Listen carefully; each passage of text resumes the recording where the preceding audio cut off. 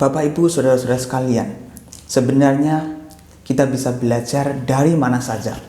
Kita bisa belajar dari pengalaman, bisa belajar dari mendengar, kita bisa belajar dari orang-orang yang cerdas di sekeliling kita. Dan kehidupan ini selalu memberikan pelajaran yang berharga bagi kita. Kalau kita hidup, kita akan menemui banyak hal yang mana dari situ kita bisa belajar. Kita bisa belajar dari kesalahan, dari kegagalan, dan kita juga bisa belajar dari pengalaman orang-orang yang sudah berhasil. Dari kegagalan kita akan bisa melihat sesuatu dan akan memperbaikinya. Maka kegagalan itu dikatakan sebagai awal dari kesuksesan, katanya begitu.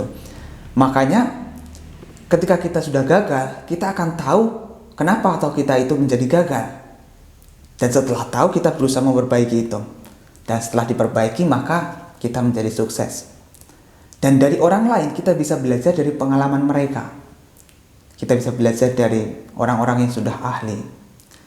Dan dari kehidupan kita juga belajar bahwasanya apa yang terjadi di dunia ini selalu mengajarkan kita. Apapun yang terjadi pada kita, ada pelajaran yang harus kita pelajari. Ada hikmah yang bisa kita petik supaya kita lebih maju, supaya kita lebih bijaksana di dalam menjalani hidup. Jadi kehidupan ini tidak henti-hentinya memberikan pelajaran yang berharga. Kalau kita benar-benar hidup, kita bisa melihat pelajaran-pelajaran yang berharga itu.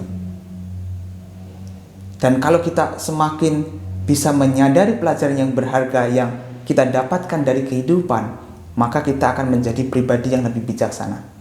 Biasanya orang-orang yang bijak itu adalah orang-orang yang bisa mempelajari kenyataan, bisa belajar dari pengalaman, bisa belajar dari apa yang sudah dialaminya, kemudian meningkatkan apa yang seharusnya ditingkatkan dan meninggalkan apa yang seharusnya ditinggalkan.